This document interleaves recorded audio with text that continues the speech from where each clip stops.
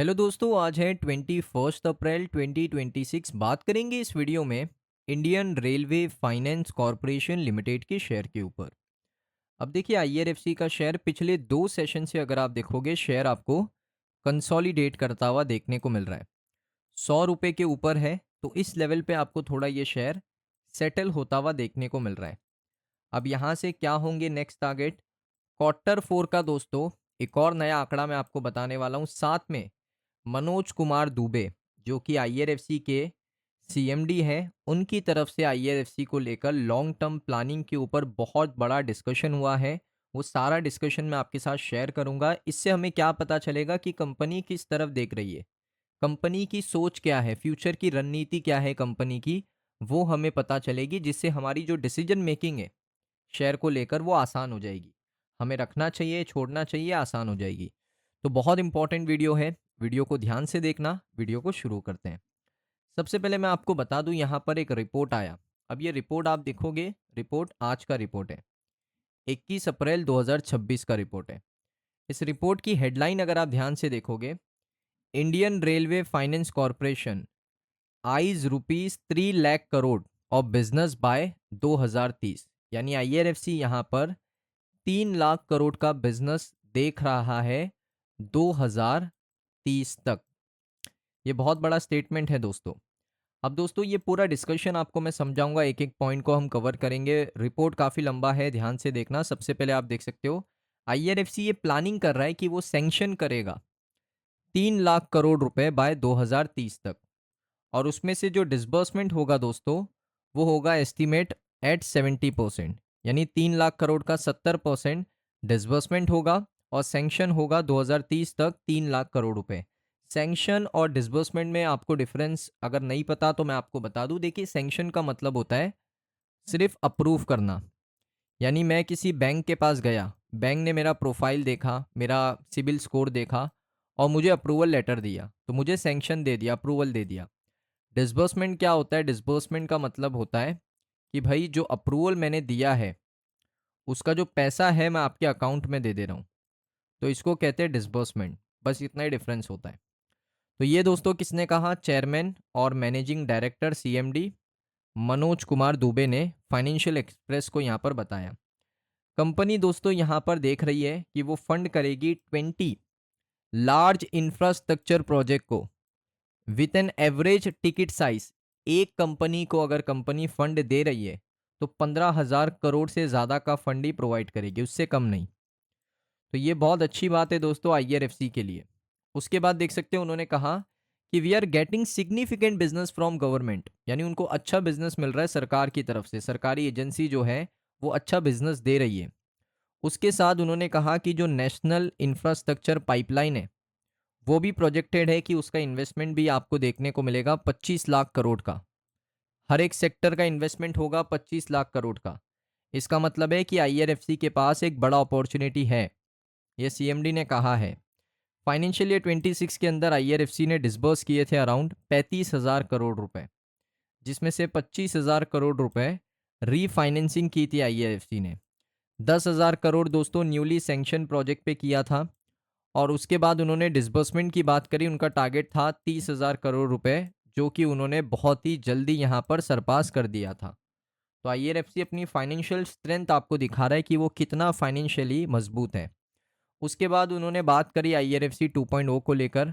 Under the IRFC 2.0, जिसने यहाँ पर फंडिंग किया है सेक्टर को जो लिंक करता है रेलवे के साथ, कंपनी ने डाइवर्सिफाई किया है लेंडिंग को, प्रोजेक्ट्स को, जैसे एनटीपीसी, आईओसीएल और कोल इंडिया को भी कंपनी ने फंड दिए हैं। ये डाइवर्सिफाई आईआरएफसी को एक अपॉर्चुनिटी देता है कि वो अपने नेट इंटरेस्ट मार्जिन को इम्प्रूव करे। और जो एवरेज मार्जिन है नॉन रेलवे बिजनेस का, वो टिपिकली दोस्तों यहाँ पर होता है 100 से 120 बेसिस पॉइंट। अगर आप उसको कंपेयर करोगे, अगर आईआरएफसी रेलवे को फंड दे रहा है तो वहां से 40 बेसिस पॉइंट का यहाँ पर मार्जिन मिलता है। अगर कोई non railway railway linkage company, जैसे फॉरवर्ड बैकवर्ड लिंकेज कंपनी जैसे कोल इंडिया, एनटीपीसी, आईओसीएल, इनको फंड देता है तो 100 से 120 बेसिस पॉइंट यहाँ पर आईआरएफसी को मार्जिन मिलता है। उसके बाद यहाँ पर आप देखोगे आईआरएफसी की स्ट्रेंथ क्या है, दुबे ने एक्सप्लेन किया दोस्तों कि हमारा zero non performing asset, zero NPA है कंपनी के पास। ये पॉलिसी हमें बहुत मजबूत रखती है और हमें इसी वजह से, क्योंकि हमारा एनपीए ज़ीरो है, इसी वजह से हमें लोअर रेट के ऊपर पैसे मिल जाते हैं। लेकिन दोस्तों अगर आप देखोगे हमारा जो कॉस्ट ऑफ बोरोइंग है वो अराउंड 6.5% है, जो कि कम है दोस्तों गवर्नमेंट सेक के जो यहाँ पर बॉन्ड्स होते हैं, गवर्नमेंट सेक्टर के जो बॉन्ड्स होते हैं उनसे भी कम है। तो ये आईआरएफसी की खासियत है कि बहुत ही कम रेट ऑफ इंटरेस्ट पे वो पैसा बोरो कर लेते हैं मार्केट से। उसके बाद देख सकते हो being a zero NPA entity, IRFC दोस्तों एक zero NPA non performing asset IRFC का जीरो है। और उन्होंने कहा कि ये टैग एक बिजनेस प्रपोर्शन नहीं है, ये हमें ऑफर करता है जो रेट्स लेंडर्स को हम देते हैं, offer better rate than other lenders. यानी हमें मार्केट में अगर कोई पैसा दे रहा है तो हमें ये विश्वास करके पैसा देता है कि इनका हर एक एसेट काम कर रहा है, कोई इनका एनपीए नहीं है, नॉन परफॉर्मिंग एसेट इनका कुछ भी नहीं है, ज़ीरो है। उसके बाद आईआरएफसी का जो लोन है वो भी दोस्तों 100 बीपीएस लोअर देन लोन्स है, जो कि अदर लेंडिंग इंस्टीट्यूशन से बहुत बेहतर है। तो आईआरएफसी को बेनिफिट मिलता है उसके ज़ीरो एनपीए टैक्स से, ये तो पता चल गया। उसके बाद उन्होंने कहा कि I will not go for an asset where there is a even little chance of NPA. यानी वो खुद कह रहे हैं कि अगर मैं भी किसी को लोन दे रहा हूँ तो मैं ऐसे कंपनीज को लोन नहीं दूंगा जिसके ऊपर एनपीए है, नॉन परफॉर्मिंग एसेट है। मेरा कोर यही कहता है कि जो गवर्नमेंट एसेट है उसके अंदर अगर एक्सपर्टीज है गवर्नमेंट फंडिंग की, तो हमें बहुत ही सिग्निफिकेंट बिजनेस मिल सकता है फ्रॉम द गवर्नमेंट, और वो भी रिस्क फ्री होगा। तो इसमें कोई ऐसा नीड नहीं है कि हमें फंड करना चाहिए प्राइवेट सेक्टर को, उन्होंने ये साफ कर दिया। उसके बाद उन्होंने कहा कि आईआरएफसी रेस कर रहा है फॉरेन करेंसी फंड डॉलर्स में, येन में, जो कि चीपर है।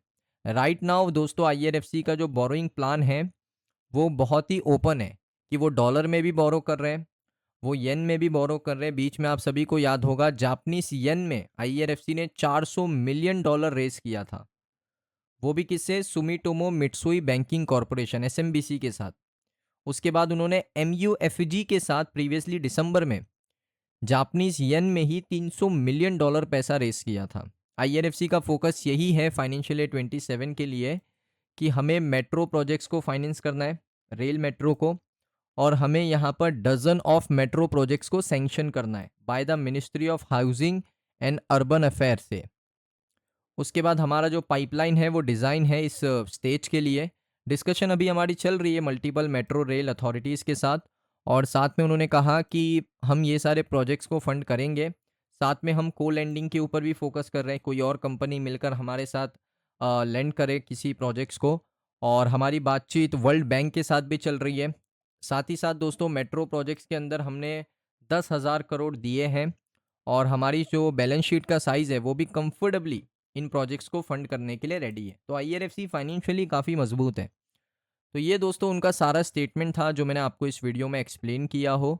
आपको दोस्तों ये स्टेटमेंट कैसे लगे आईआरएफसी को लेकर कमेंट सेक्शन में बताइए। अब दोस्तों एक आंकड़ा बताता हूँ 2025 का, मार्च 2025 का आंकड़ा है, जिसमें आप देखोगे आईआरएफसी ने एक चीज़ कमाल की करी है कि अपना एसेट अंडर मैनेजमेंट को ड्रॉप नहीं होने दिया। हाँ, थोड़ा ड्रॉप हुआ है 2000 करोड़, लेकिन सिग्निफिकेंटली अपने एयूएम को ड्रॉप नहीं होने दिया। ये दोस्तों एक अच्छा डेटा है। तो दोस्तों आपको ये वीडियो कैसा लगा कमेंट सेक्शन में बताइए। अगर आपको वीडियो अच्छा लगा वीडियो को लाइक करें, चैनल पे अगर आप पहली बार आए हो सब्सक्राइब कर लो। मिलता हूँ नेक्स्ट वीडियो में।